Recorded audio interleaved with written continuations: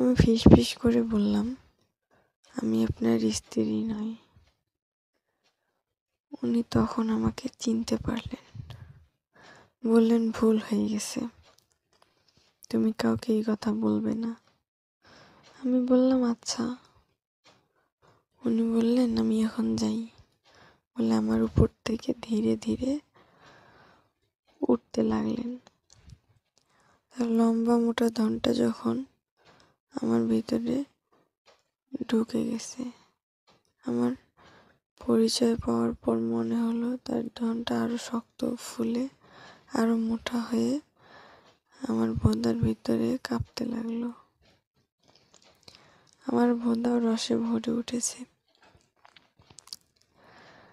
আমার অজান্তেই আমার ভোঁদার ঠোঁট তার ধনটাকে কামড়ে ধরেছে।